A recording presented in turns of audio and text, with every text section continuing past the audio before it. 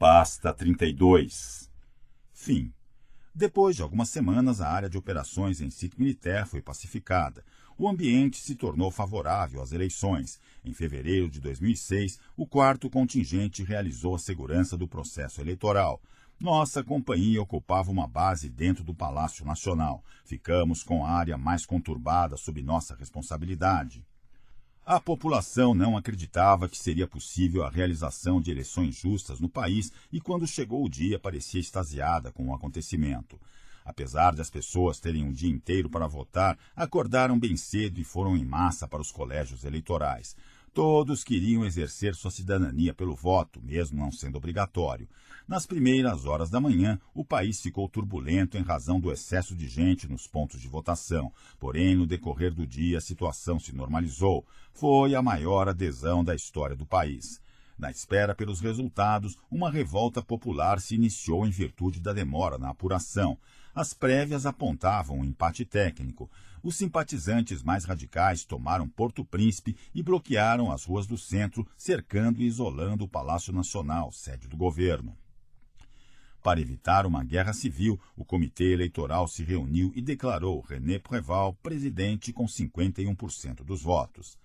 Para acalmar o povo, o presidente eleito desembarcou no palácio de helicóptero diante de uma multidão frenética que o saudou como herói pelo lado de fora dos portões.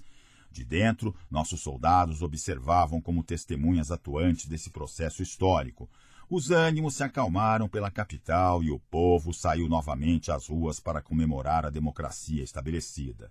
No final de fevereiro, certo de que o destino político do país estava seguro, o povo haitiano comemorou a estabilização do Haiti com o maior carnaval que já houve na ilha espanhola.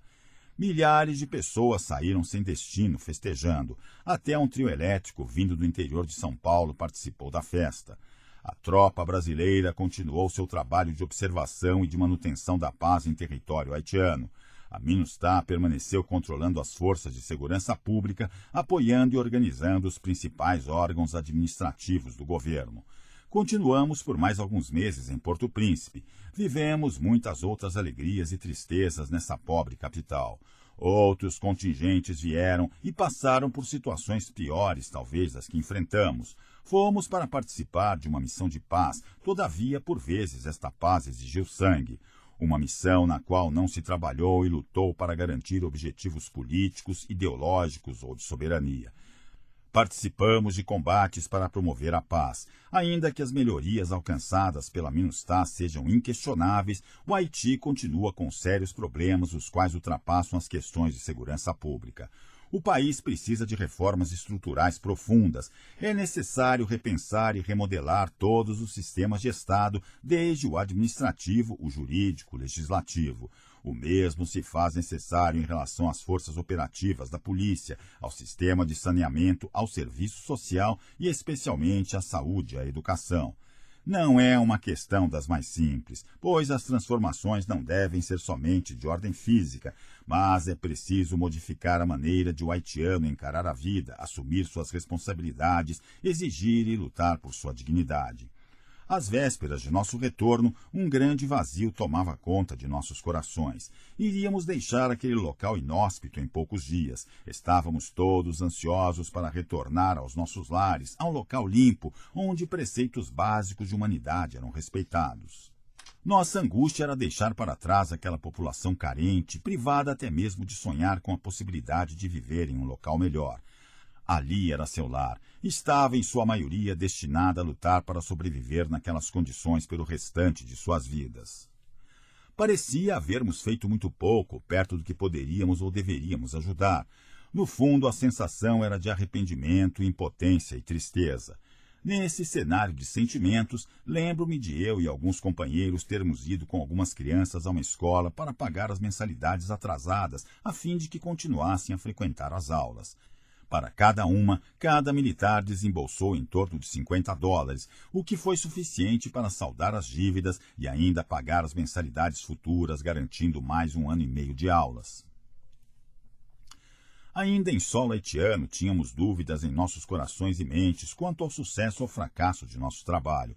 Quando retornamos ao Brasil, rapidamente esses sentimentos foram cedendo espaço ao orgulho de bem ter cumprido nossas missões. Hoje, o maior prazer que tenho como ex-comandante é reencontrar um de meus subordinados do Haiti. É como rever um filho depois de muito tempo distante. Não raro me pego triste por saber que muitos daqueles que arriscavam suas vidas comigo, às vezes apenas pelo espírito aventureiro inconsequente dos seus 20 e poucos anos, às vezes pelo orgulho de cumprir bem o seu dever, nunca mais cruzarão meu caminho.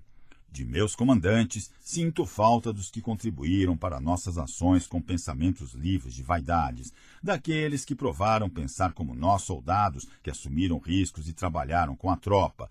Eles ensinaram muito a mim e a meus subordinados. Fui mais um soldado, não me senti só um tenente. Fui um soldado-tenente que teve orgulho de ser soldado, orgulho de viver como um soldado e com uma satisfação indescritível de ter sido comandante de seus soldados. Não há como descrever o quanto me orgulho de ter sido apenas como aqueles simples brasileiros que comandei. Não troco regalia alguma pelas maravilhosas tardes de ensinamentos que recebi de meus subordinados. Nenhum tipo de compensação financeira, nem medalhas, nada disso. Nada vale mais que o reconhecimento dos meus 4 sargentos, 9 cabos e 16 soldados.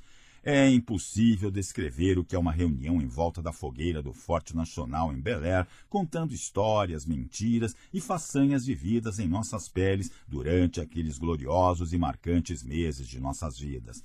Nada apaga o prazer de olhar a todos com orgulho de tê-los guiado em condições adversas, trazendo-os de volta vivos. Nenhuma experiência profissional pode valer mais que as lembranças das rodas de tomadas de decisão entre eu, Chacal 1, 2, 3, 4 e 5, uma equipe forte que se respeitava. Quando retornarmos ao Brasil, nada de glórias ou reconhecimento. Uma ou outra formatura foi o suficiente. Em pouco tempo a situação voltou ao cotidiano da paz. Logo no primeiro mês, Berimbau veio a falecer em um acidente de carro. Chacal 4 foi transferido para outra unidade. Chacal 2 retornou à sua cidade natal, onde se casou. Chacal 1 e o 3 foram transferidos para outra companhia. Eu fui nomeado instrutor de uma escola militar. O restante dos homens permaneceu em nosso batalhão, mas nitidamente mostravam dificuldades para se manter motivados. Perderam o elan que mantinha acesa a viva chama dos soldados combatentes.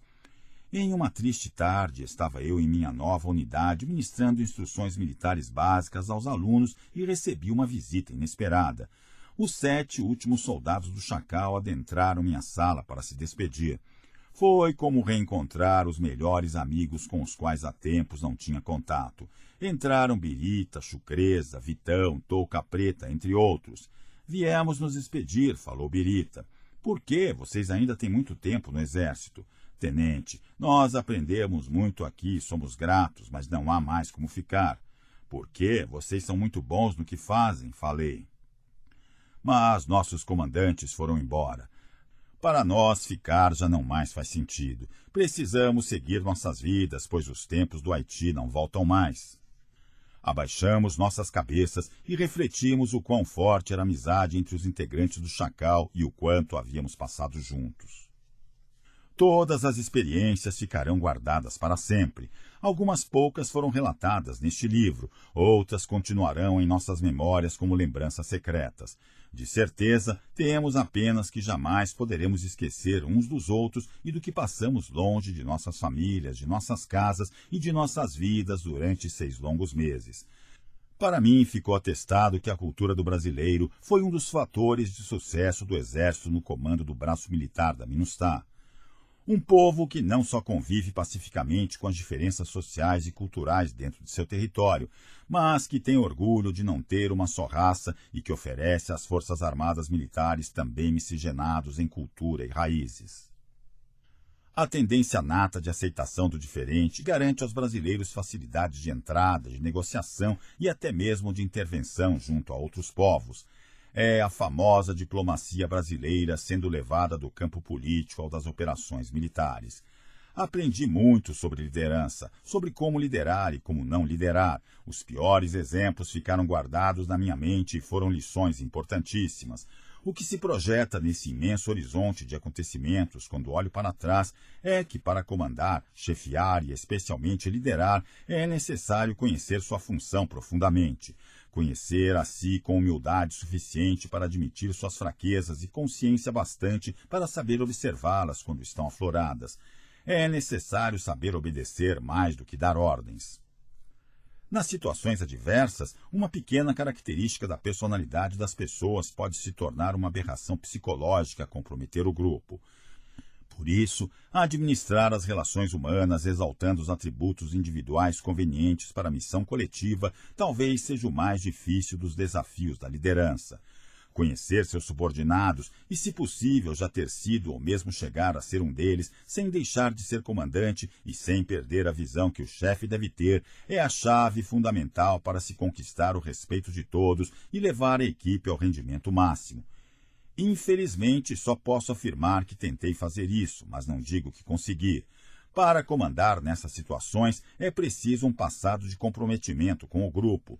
Tem-se que se submeter a algumas necessidades individuais na medida do possível para se extrair o máximo do coletivo.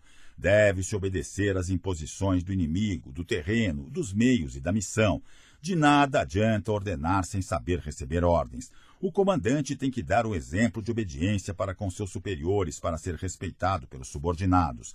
Independentemente dos anseios pessoais, o comandante submete sua vontade às de sua força armada e de sua tropa. Caso contrário, a liderança será um cargo em aberto e logo será preenchido. Depois de todas as experiências vividas até os dias de hoje, guardo com carinho um pensamento que julgo fundamental para um comandante. Lembro-me do mais sábio dos dizeres da Amã, que guia os passos dos líderes militares formados há séculos naquela casa em um cotidiano de trabalho duro a que todos os oficiais combatentes são submetidos. A frase está escrita no refeitório dos cadetes, em cujo pátio externo todos permanecem perfilados e imóveis por alguns instantes, de frente para tais inscrições, antes da autorização para se alimentar. Nesses minutos, muitos se perguntam se estão no lugar certo, nem todos sabem que suas mentes estão sendo forjadas. À frente, no alto, incrustada na fortaleza da construção soberana, a frase imponente e imperativa norteia diariamente a conduta de todos os futuros líderes militares durante os anos de formação naquela escola. Uma frase profunda que responde a todas as perguntas e ilumina os pilares da hierarquia e da disciplina do Exército, estampa-se aos olhares altivos dos futuros oficiais. Ela alerta sobre as dificuldades de liderar e indica que comandar não é uma tarefa fácil. Hoje sei que a frase indica muito mais que uma relação de hierarquia vertical. Ela aponta em todas as direções do relacionamento humano. No alto, permanece imutável e poderosa. Orienta não só os militares, mas todas as pessoas que buscam compreender e desenvolver a liderança.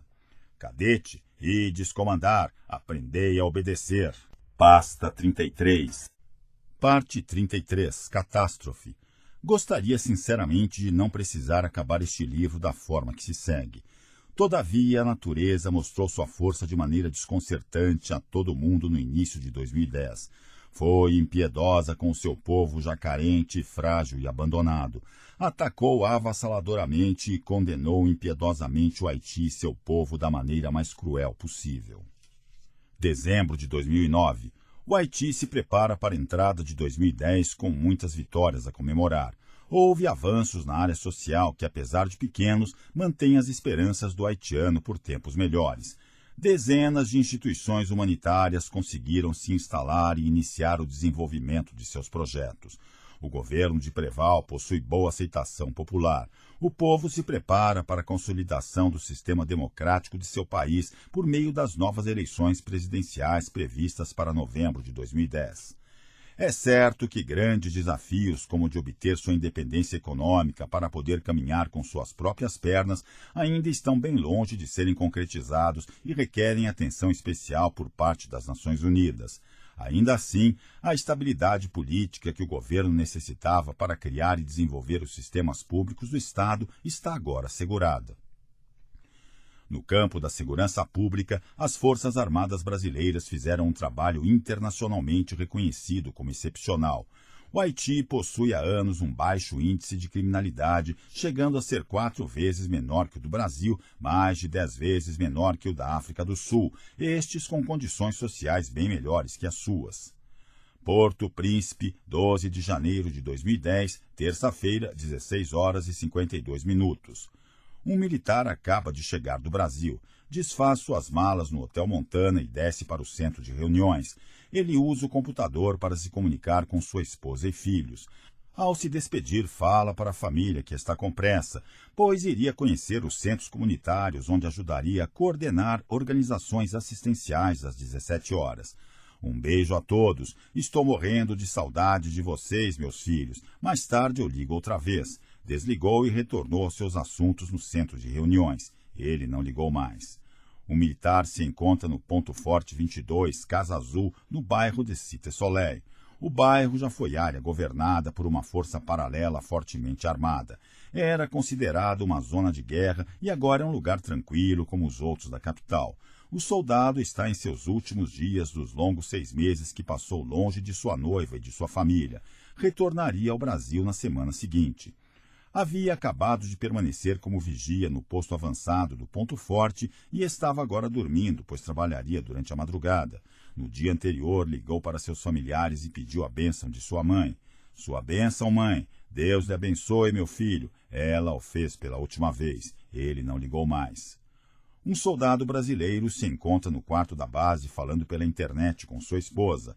Sorridente, ele conta que tinha presentes para seus 2 filhos e que não via a hora de retornar para sua casa no Brasil.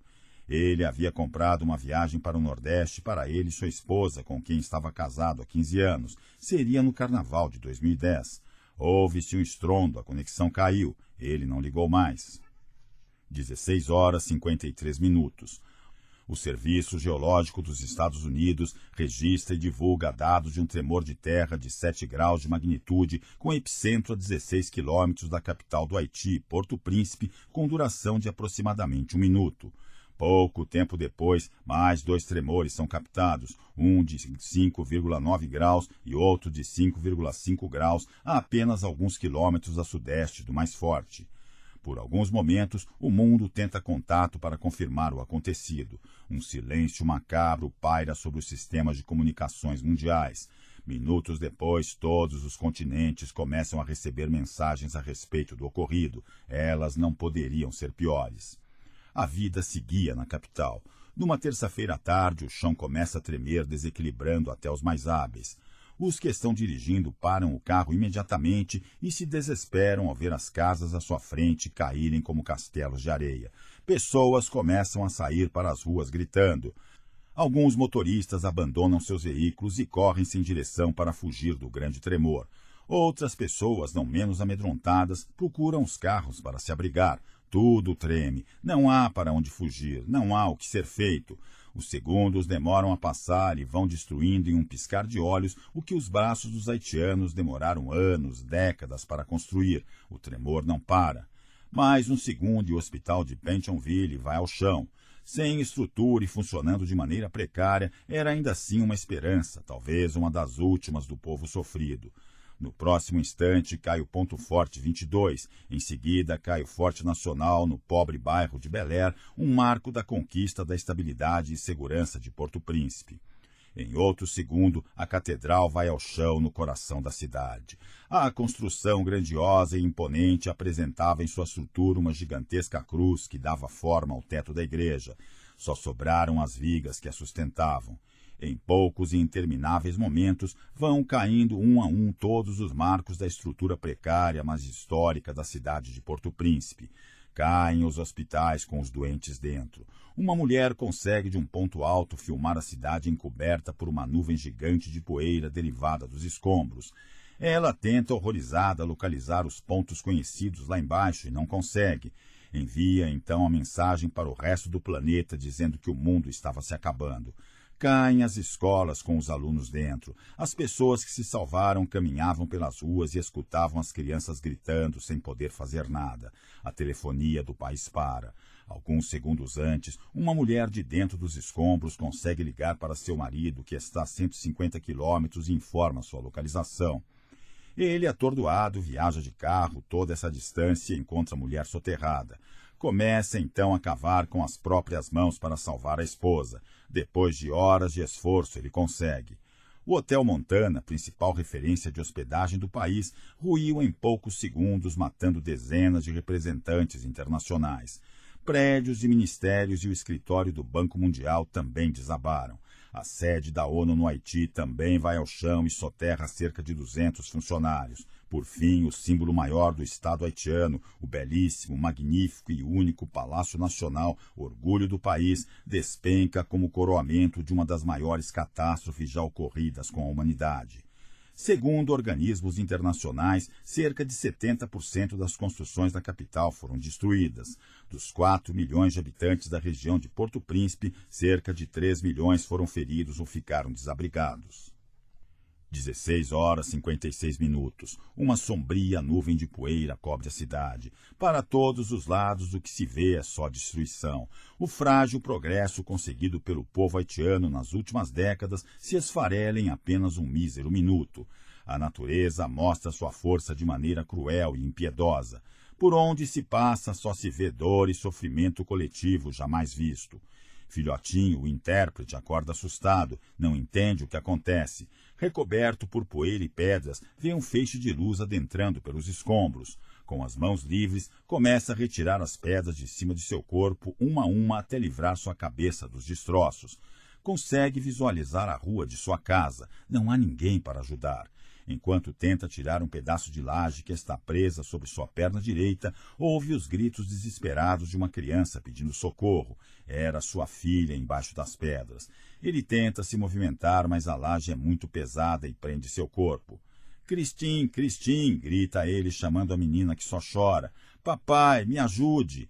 E impiedosamente o chão começa a tremer novamente. O que havia de pé na casa de Filhotinho vem abaixo mais rapidamente ainda. O pó recobre aquele ambiente enquanto as pedras se movimentam e rolam por sobre o intérprete, que vai sentindo as pancadas doloridas em seu corpo. Quando o temor cessa, o pai da família ainda está vivo. Ainda imobilizado, grita o nome de sua filha esperando a resposta. Nada escuta. Grita novamente, nada escuta. Eis que surge força inimaginável, vinda somente de algo tão forte quanto as forças que fazem os terremotos, capazes de permitir que coisas ilógicas aconteçam. Ao perceber que sua filha não mais respondia, o homem entra em um estado de espírito sublime. Não mais sentiu dor, não mais sentiu cansaço, não mais sentiu fraqueza. Filhotinho se transforma e levanta a laje estupidamente pesada que o prendia aos escombros. Com esforço sobrenatural, o homem ressurge do entulho e parte por cima do que sobrou de sua casa procurando a menina. Encontra um bracinho para fora das pedras, embaixo de uma laje não menos pesada que a sua. A criança não se mexe. Começa então a cavar desesperadamente, libertando cada parte do corpo de sua filha. Ferido, pega o corpo de sua criança nos braços. Ela não se mexe. Christine, Christine, chama o intérprete. Ela não responde. Christine, Christine. Como um milagre, a criança começa a tossir e a chorar. O pai a abraça e chora por cima dela, agradecendo a Deus por estar viva. O resto de sua família morrera soterrada. Estas são apenas algumas das milhares de histórias de sofrimento do desastre no Haiti. Diversos órgãos internacionais tentam fazer estimativas do número de vítimas. Em um primeiro momento, seguindo as estimativas de estudos relacionados ao grau de terremotos e à proximidade de seu epicentro dos centros urbanos, os núcleos geológicos estimaram que cerca de 4.000 pessoas poderiam ter sido mortas. As primeiras mensagens chegadas de quem sobreviveu ao desastre especulavam que talvez dezenas de milhares de pessoas poderiam ter perdido suas vidas. De imediato, não há como prestar socorro às vítimas. O Estado é extremamente carente de recursos e não tem condições de atuar numa situação dessas. Não há corpo de bombeiro estruturado para resolver sequer as calamidades mais simples. A Defesa Civil é uma instituição que ainda não foi sequer instalada no país. É apenas um projeto a ser desenvolvido em prazo médio como meta para se alcançar a autonomia haitiana. Em uma resposta a um histórico de tentativas de golpe militar, o ex-presidente Aristide assinou um decreto destituindo as Forças Armadas do país na década de 90. Portanto, não há efetivo com treinamento e coordenação suficiente para ser acionado. As forças estrangeiras presentes no país se preocupam num primeiro momento em salvar e encontrar seu próprio pessoal dispersado no terreno. Os policiais nacionais também se preocupavam primeiro em desenterrar suas famílias.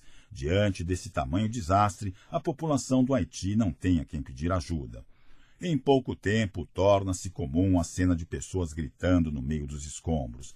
Estão vivas e desesperadas sob a terra, aguardando sua morte. Milhares de pais e mães carregam seus filhos semimortos nos braços pelas ruas na busca em vão por ajuda. Órfãos perambulam de um lado para o outro atrás de seus pais soterrados. Não há para onde fugir. Por onde se olha só se encontra destruição. O sofrimento é generalizado. Aos poucos, as imagens e informações do caos foram esclarecendo ao mundo a calamidade instaurada na ilha de Hispaniola. Governos de todo o mundo lançam mensagens de apoio e promessas de ajuda imediata para atenuar os efeitos da crise. O governo brasileiro oferece inicialmente 15 milhões de dólares, levando os Estados Unidos e diversos outros países a oferecer auxílios semelhantes. A União Europeia disponibiliza 400 milhões de euros. Conforme o tempo passa, campanhas levantam doações individuais em todo o mundo.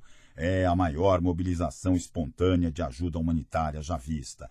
Artistas e celebridades internacionais dão um exemplo com grandes quantias de dinheiro. Ao todo, os valores chegam a ultrapassar 1 bilhão de dólares. Ainda assim, um novo problema se instaura. O que fazer com o dinheiro? Como fazer de maneira rápida? Uma corrida contra o tempo se instala para tentar recuperar desaparecidos que ainda estejam vivos debaixo dos escombros. A falta de estrutura e de equipes especializadas leva os próprios habitantes locais a se encarregarem da remoção dos corpos. Por toda parte, homens cavam grandes buracos para onde os mortos são transportados. Em outros lugares, a quantidade de defuntos é tão grande que estão sendo empilhados nas principais ruas e avenidas da capital à espera de remoção. Com medo de novos tremores, a população abandona o que sobrou de suas casas e passa a primeira noite dormindo nos campos, terrenos baldios e ruas da cidade. O pânico toma conta das escuras ruas de Porto Príncipe. Boatos de novos tremores causam aflição geral. Tornam-se comuns multidões correndo de um lado para o outro, às vezes umas contra as outras, fugindo de possíveis novos terremotos. Sem capacidade para dar o fim religioso que o vodu prescreve para os mortos, repleto de cantorias, homenagens e rituais que chegam a durar dias, o governo constrói, com a ajuda das tropas brasileiras, gigantescas valas comuns, cemitérios de emergência, para onde os corpos possam ser levados e jogados. No primeiro dia foram enterradas mais de 1.500 pessoas, no segundo cerca de 15 mil, ao fim da primeira semana mais de 70 mil. Enquanto uma cantoria sem fim se inicia nas ruas, encabeçadas pelas mulheres do país pedindo a Deus por milagres, os líderes mundiais iniciam uma ajuda nunca antes prestada a um país. É um sopro de esperança no povo dizimado pela catástrofe. O governo americano envia um verdadeiro arsenal de guerra ao Caribe.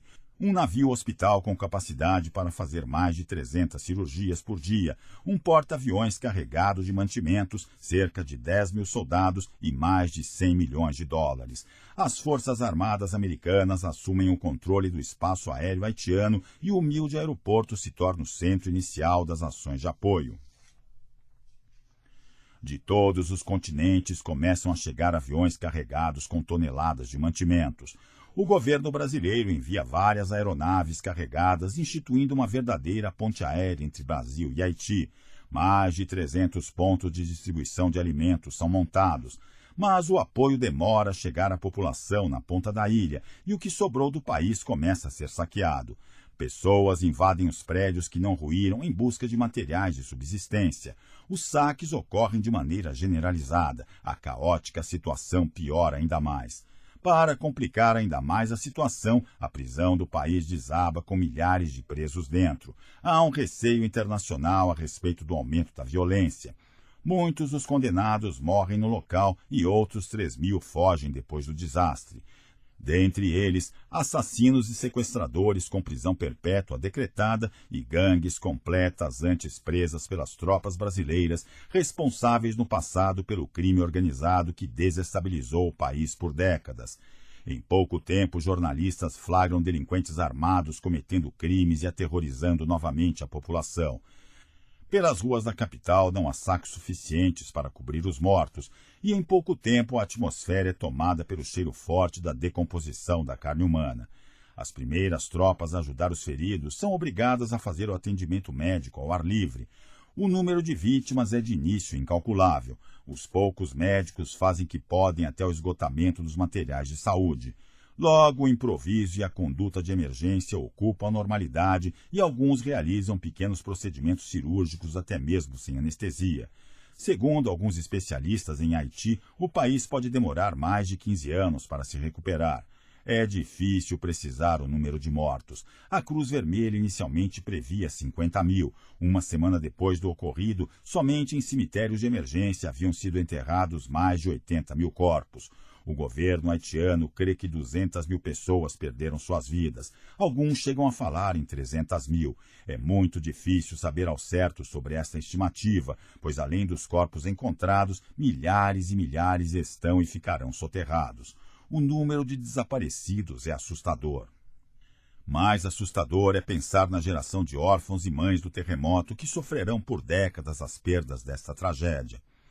Alguns religiosos chegam a divulgar comentários infelizes, alegando que o pior terremoto dos últimos 200 anos é uma represália de Deus às práticas voduístas praticadas pelos haitianos, mas se esquecem que o Haiti também é cristão. O governo do Haiti decreta luto oficial de 30 dias. Este livro foi gravado e masterizado nos estúdios da Fundação Dorina Noil para Cegos. Lido por Fernando Puccini em janeiro de 2016. Nome do livro, Combate de Paz. Autor, Luciano Moreira. Editado por Anderson de Barros.